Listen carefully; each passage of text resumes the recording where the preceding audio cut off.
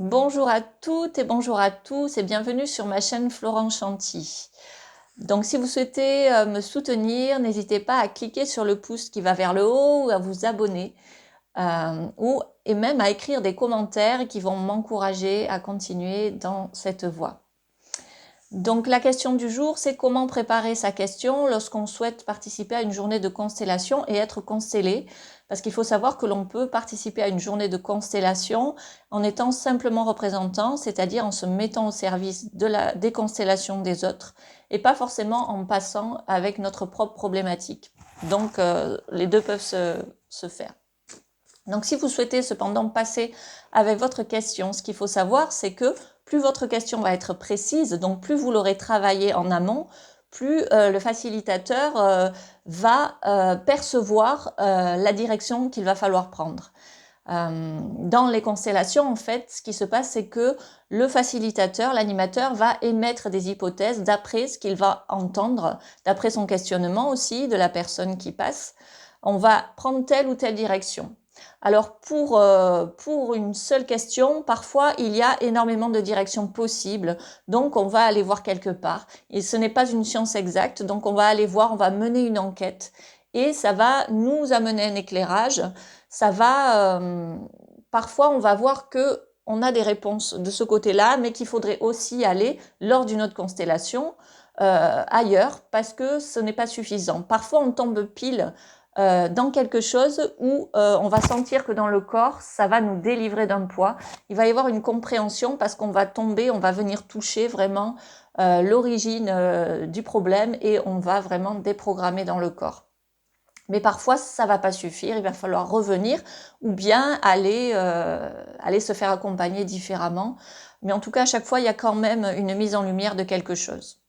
Ou en tout cas, on va au moins savoir que la problématique ne vient pas de là si on est allé voir quelque part et que y a pas de répondant en fait. C'est tout simplement que c'est pas là qu'il faut chercher ou bien ça ne sort pas parce que ça ne doit pas encore sortir et que c'est pas le moment encore peut-être que il y ait une réponse à cette question. Alors, si vous faites le travail en amont, ça va permettre de gagner du temps déjà, de gagner du temps et d'éviter de partir dans des hypothèses qui vont pas forcément correspondre à votre problématique. Alors, quelles sont les questions à se poser en amont pour préparer justement sa problématique? Ça va être depuis quand j'ai cette difficulté, ce problème. Ça peut être un problème de santé. Quand est-ce que cela a commencé? Est-ce que c'est euh, suite à un événement, suite à une séparation, un décès? Est-ce que j'ai ce problème depuis toujours, depuis ma petite enfance? Comment j'étais, si ça vient de la petite enfance, quel enfant j'ai été? Comment ça se passait? Comment je me suis sentie en tant qu'enfant? Est-ce que j'étais un enfant gay? Est-ce que j'étais un enfant tout en retenue, soumis? Est-ce que je me sentais transparent? Est-ce que je me sentais invisible, abandonné, pas regardé? Ou au contraire très épanoui ou très agité, plein de vie. Euh, donc voilà, si ça vient de la petite enfance, c'est intéressant d'aller plonger dans la petite enfance pour voir comment j'étais déjà à l'époque. Ensuite, donc c'est important d'aller voir est-ce que ce que je vis là et pourquoi je viens là avec ma problématique, est-ce que c'est quelque chose que j'ai déjà vécu? Est-ce que c'est répétitif? Par exemple, à chaque fois que j'ai un travail, un poste, je suis en conflit avec ma hiérarchie, je ne supporte pas d'être au contact de ma hiérarchie, je ne supporte pas qu'on me donne des ordres, etc. Ou bien je suis harcelée, ou à chaque fois que je suis dans des groupes, je suis le bouc émissaire, donc je fuis, etc., etc., etc. Allez voir si c'est quelque chose qui est répétitif ou pas, ou si, euh, ou si c'est juste là, maintenant, et que jusque-là, il vous semble que vous n'avez jamais vécu ce cas de figure. Alors, même si vous n'avez, à votre avis, pas vécu ce cas de figure dans votre vie d'adulte, ou en tout cas dans une même sphère d'activité, allez voir est-ce que, étant enfant, vous avez vécu cela. Parce que parfois on n'y pense pas, mais dans la petite enfance, peut-être que déjà on a été le bouc émissaire, si c'est le cas adulte, à l'école, peut-être qu'il nous est arrivé quelque chose à un moment donné, peut-être que c'est pas forcément tout le temps, mais à un moment donné, il s'est passé quelque chose, ou bien il s'est passé quelque chose, ou bien c'est peut-être un de nos parents ou de nos grands-parents qui a vécu ça, et là, il y a une répétition. Alors, c'est intéressant d'aller demander, par rapport à sa question, à les questionner, les parents, les grands-parents. C'est pas toujours possible et ou on n'ose pas toujours. Donc, c'est quand même possible d'aller consteller quand on n'a pas d'informations, quand on n'a pas beaucoup d'informations, bien sûr. On peut tout à fait consteller et on aura des réponses, mais plus vous aurez d'informations et plus vous allez, plus on va gagner du temps et cibler là, plus précisément, là où il faut aller.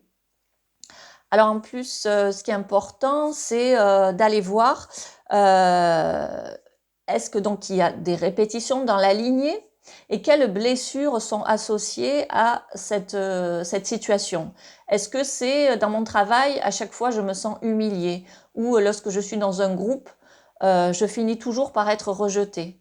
Lorsque je suis en couple, je me sens toujours abandonnée, ou bien je rencontre toujours des hommes ou des femmes indisponibles qui ne vont pas m'accorder d'importance, qui ne vont pas, voilà. Est-ce que quelle est la blessure donc associée? Les blessures, ça peut être je me sens humiliée, je me sens rejetée, je sens de l'injustice. Ce n'est pas juste. À chaque fois que je vis telle chose, ce n'est pas juste. Et dans quelle situation vous sentez que ça n'a pas été juste pour vous?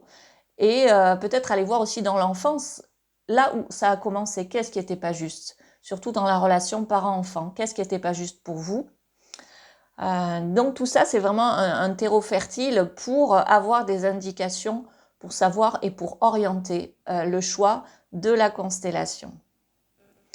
Donc c'est déjà une bonne base. Et encore une fois, si vous n'arrivez pas à savoir, à avoir de réponse, si vous n'osez pas demander aux personnes concernées, ou si vous n'avez pas malgré tout de réponse, même si vous allez chercher, demander, poser des questions, il est tout à fait possible de venir en constellation sans avoir de détails, sans savoir, notamment par rapport à sa lignée ou autre, et de découvrir des choses.